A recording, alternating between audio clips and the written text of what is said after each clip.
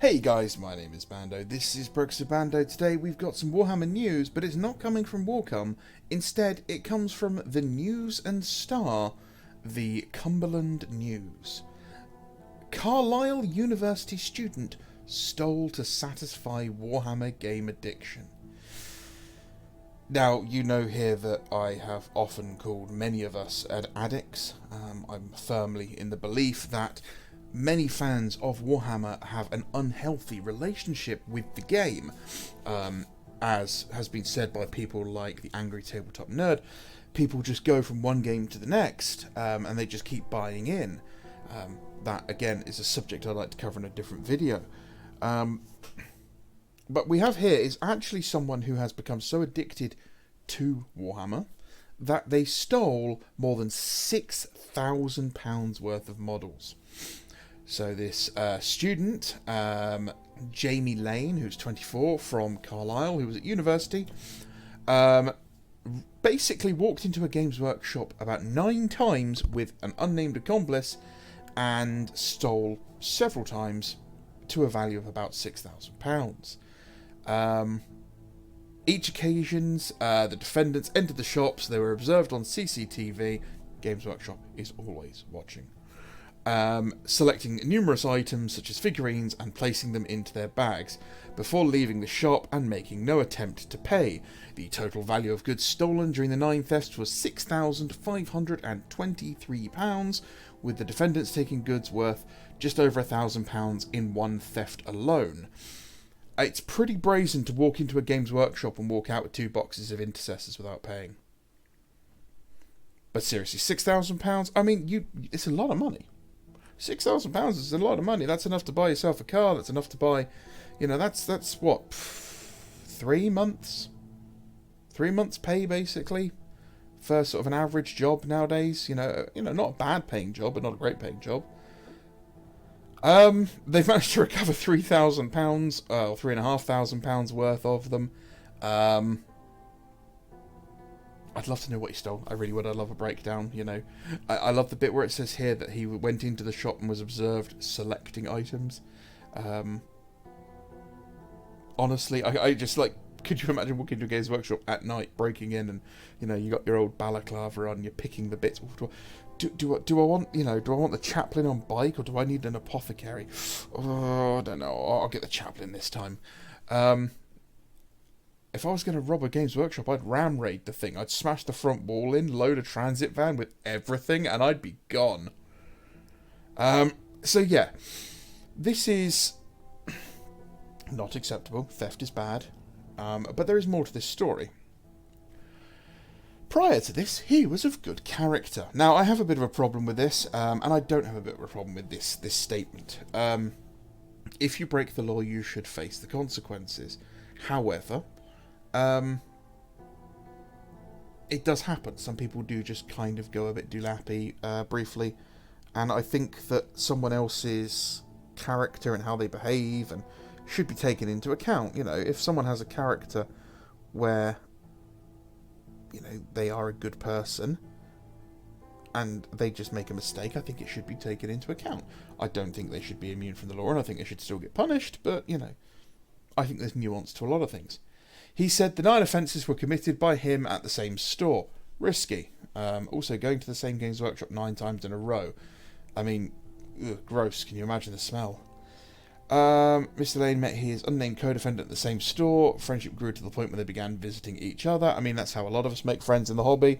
We meet up in the store. I've ended up working with guys in the store. I've ended up becoming good friends with guys I worked with at that store. Just don't commit crime with your friends you make at Games Workshop. It's not worth it. Lane wanted to develop his hobby but did not have the finances to do so. He needed money for food and began stealing paints for the figurines, but his stealing increased. And here we have the problem.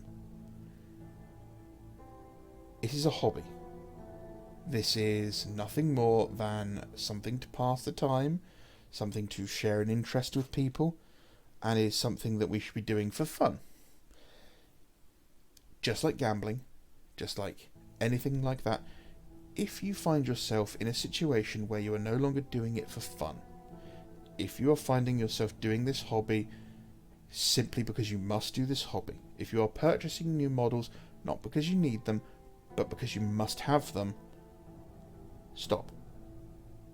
Don't be afraid to ask someone for help. Don't be afraid to say to yourself, this is enough. Don't be afraid to go to someone and say, look, I think I have a problem. That could be a friend, it could be a family member, it could be a professional. Little plastic toys are not worth any sort of harm to your life, your career, your reputation, or anything like that. Enjoy the hobby responsibly, and the fact that we have to say that is so insane. This guy had responsibilities. He had his student loans to pay, he had his rent to pay, and he had his taxes and all his other bills to pay. And he was still prioritising Warhammer above those. That is not the mindset of a healthy individual, as we'll see later. The officer added that the defendant struggled with mental health and had been referred to a mental health crisis team. He was also in financial difficulty, was living with it, and was financed by his partner. If you are living with a partner, you're unemployed, you're not bringing any money in, it is a good idea to not do any hobby stuff. Do what you have, don't prioritise it. Take the painful short term to fix whatever is causing you to not be able to bring money in. Find a part-time job. Find something you can do. I know a lot of people out there have things like anxiety that makes it so they can't go out in public. Find something you can do. There are little jobs you can do to bring some money in. This isn't just from a hobby point of view. This is actually from just a relationship point of view. You do not want to be reliant on a parent or a partner for a long period of time, because if you are, and you are spending your time doing things like Warhammer, you're going to breed resentment, and you don't want that, because those relationships are far more valuable. The officer added he suffered depression from the age of 10 due to bullying at school, and 15 he developed PTSD due to bullying and assaults. I can relate to this. I've been in a very similar boat myself. It has affected my relationship with people. It's definitely affected my relationship with the fairer sex, and it has definitely made it an interesting time for me building relationships. I can build relationships to a certain point with people as friends. I can be very loud, I can be very friendly, I can be the life of the party, but I can't generally develop beyond that with people, and I struggle to be, to open up to people because of situations like this. So I can relate to this. I can understand just how difficult this can be for a person, especially people. I hate the term neurodivergent. I really do. It's such a crappy term, even for those of us who are jelly-brained. Interpersonal relationships are difficult, and then you do go and retreat into hobbies like Warhammer. This is why geeks did this thing. We went off into our hobbies, into Star Wars, into Star Trek, into Warhammer, into these sorts of things, and it's culture has kind of backfilled in behind us, and now suddenly we're in the our hobbies, our safe spaces, I hate that term as well, are now popular, in the limelight. And again, the people like this are going to be struggling because this was a comfort, and now he's probably really struggling, not just financially, but with a lot of other parts. Jeff Smith defending said Lane had been unable to obtain his student loans because of fallout with his parents. He doesn't have any money whatsoever. Again, you need to prioritise financial stability. Which is ironic with me saying it, because I'm really not financially stable at all. You, as my sister says, should have a buffer. You need to be able to overcome any sort of strange thing that happens, anything that comes out of nowhere. My boiler died, and I had no hot water. I did not have the money to replace it. Now, luckily, the husband of a family member is a plumber, so I was able to get a very good deal. But still, even then, I couldn't afford it. And luckily, I had someone available who was willing to pay it for me, and I paid them back. Most builders and plumbers will not allow you to do that. I should be prioritising that. I should be prioritising having a buffer, having some money put aside in case my oven explodes, or my shower breaks, or, I don't know, I crack my shower tray and that needs replacing and it's going to cost me £4,000. Yeah, that's something I'm already looking forward to paying for. So, yeah, he was unable to get his student loans. Things happen. Your pay can be late. I have a problem this month where my electric bill is due on the same day as my pay is supposed to go in, and if they go in the wrong order, or they go in and out of the wrong order, I'm going to get in trouble. So I need to make sure I somehow get some money into that account to make sure I can pay it. Don't always expect pay to arrive on time. It can. I worked in a payroll financing company, and I can tell you the amount of times we got phone calls from people who couldn't pay on time, because of technical reasons or reasons outside of their control. Phone lines go down, they can't make payments to the back service, that sort of thing. It happens. You can get robbed. Your house could catch fire. So, yeah, he, probably was absolutely fine and then got hit by that. From the dock of the court, the defendant said, "I never wanted any of this. I was going through a really bad patch." I can appreciate that. Doesn't justify his actions, but still, we all go through bad times. He had not realised he was entitled to apply for student loans under the rules relating specifically to students estranged from their parents. If you are struggling financially, mentally, physically, or anything like that, look around. Go and talk to your local Citizens Advice Bureau. Go onto your local Reddit board or something. You'll find them for every town and country out there. And ask, hey, I'm in this situation. Is there anything that I could possibly do to get help? Or is there someone I could talk to? Don't suffer in silence. Magistrates recognised the defendants, weeping as sentence was passed. Okay, that's not cool. Was an intelligent person who knew right from wrong. Look, when you hit 10 years old, you're considered as knowing right from wrong. He knew that stealing was bad. He was an addict. Addicts will do insane things to feed their addiction. And it doesn't matter that it's not a chemical addiction in the sense that it's not heroin or cocaine. However, Warhammer is still an addiction chemically in the sense that it triggers endorphins, dopamine. It's a reward chemical that you get. And you get that from buying the models. You get a dose of that from building the models. You get a dose of that from painting the models. You get a dose of that from playing with the models and winning. Okay? The buying it is a real big one. The not risk reward, but the reward part of your brain fires off like mad when you spend money on things you want. It does the opposite when you spend money on things you don't want but you have to buy, like paying bills.